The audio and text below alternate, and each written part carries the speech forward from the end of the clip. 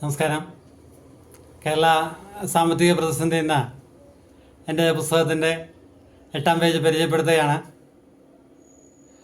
വിസ്തൃതിയിലും ജനസംഖ്യയിലുമൊക്കെ എത്രയോ അധികമാണ് ഭാരതത്തിലെ മറ്റു ചില സംസ്ഥാനങ്ങൾ എന്ന് കാണാം. എന്നിട്ടും മറ്റു സംസ്ഥാനങ്ങളിൽ കാണാത്തത്ര അധികമാണ് നമ്മുടെ സംസ്ഥാനത്ത് സർക്കാർ മേഖലയിൽ ജീവനക്കാരെ വിന്യസിച്ചിരിക്കുന്നത് എന്നും കാണാവുന്നതാണ്.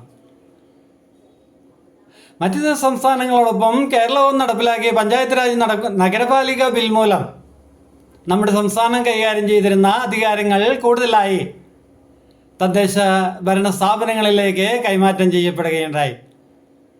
എന്നിരുന്നാലും അതിനനുസരിച്ച് വിവിധ വകുപ്പുകളിലെ ജീവനക്കാരുടെ എണ്ണപ്പെരുപ്പം കുറച്ചു കൊണ്ടുവരുവാൻ നമ്മുടെ സംസ്ഥാനത്തിന് കഴിഞ്ഞതുമില്ല. അവരുടെ ശമ്പളവും മറ്റിതര ആനുകൂല്യങ്ങൾക്കുമായി ചെലവഴിക്കുന്ന സംസ്ഥാനത്തിൻ്റെ നികുതി പണം സാധാരണ ജനവിഭാഗത്തിൻ്റെ ക്ഷേമപ്രവർത്തനത്തിനായും മറ്റിതര വികസന പ്രവർത്തനങ്ങൾക്കായും മാറ്റിവെക്കുവാനോ മാറി മാറി വരുന്ന സംസ്ഥാന സർക്കാരുകൾക്ക് പതിറ്റാണ്ടുകൾ കഴിഞ്ഞിട്ടില്ല. കേരളത്തിലെ കാർഷിക മേഖല മറ്റിതര സംസ്ഥാനത്തോട് താരതമ്യം ചെയ്യാൻ പോലും വയ്യാത്തത്ര ശുഷ്കവും ഉൽപാദന മുരടിപ്പും ഉളവാക്കുന്നതുമാണ്. എന്നിരുന്നാലും ആ മേഖലയിലെ സർക്കാർ ജീവനക്കാരുടെ വിന്യാസം ഏതൊരു കേരളീയനെയും അമ്പരിപ്പിക്കേണ്ടതാണ്. നാണ്യവിളകളിലേക്ക് ഏറെക്കുറെ മാറിയ കേരളത്തിൻ്റെ നെൽകൃഷി ചില പ്രദേശങ്ങളിൽ മാത്രമായി ഒതുങ്ങിയിരിക്കുന്നു. കേരളം കൈകാര്യം ചെയ്യുന്ന നാണ്യവിളകളുടെ മേൽനോട്ടവും പരിപാലനവും കേന്ദ്ര സർക്കാരിൻ്റെ കീഴിലുള്ള ബോർഡുകളുടെ നിയന്ത്രണത്തിലുമാണ്.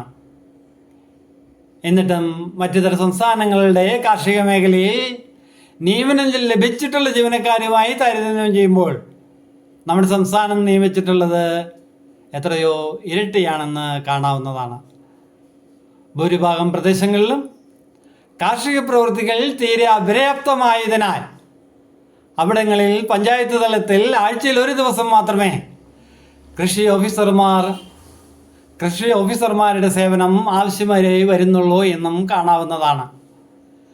മറ്റിതര സംസ്ഥാനങ്ങളുടെ കൃഷി ഓഫീസർമാർ കാർഷിക മേഖലയുമായി നിലനിൽക്കുന്ന പ്രദേശങ്ങളിൽ എത്ര ഹെക്ടറിന് എത്ര ഒരു കൃഷി ഓഫീസർമാരെ നിയമിക്കുന്നു എന്നതുമൊക്കെ താരതമ്യം ചെയ്യുന്നതിൽ നിന്നും എത്രമാത്രം ആലസ്യപ്പെട്ടമാണ് നമ്മുടെ സംസ്ഥാന സർക്കാർ ആ മേഖലയിലെ ജീവനക്കാരെ വിന്യസിക്കുന്നത് എന്നും കാണാവുന്നതാണ്.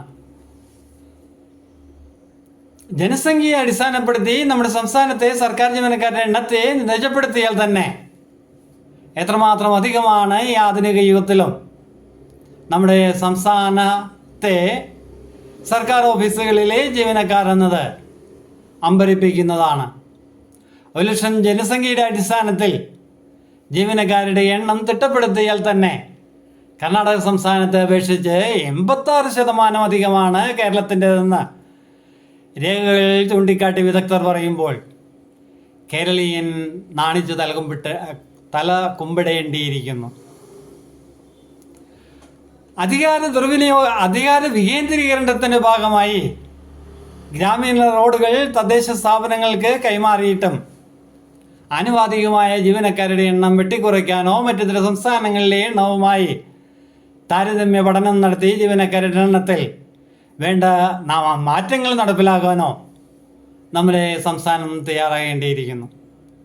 ജനങ്ങൾക്ക് വേണ്ടിയുള്ള വികസനമല്ല, മറിച്ച് സർക്കാർ ജീവനക്കാരുടെയും രാഷ്ട്രീയ ഭരണ മേഖലയിലെ ഒന്നാന്തര നേതാക്കളുടെയും വികസനമാണ് കേരളം വളർത്തിയെടുക്കുന്നത് എന്നും പറയേണ്ടി വരുന്നു.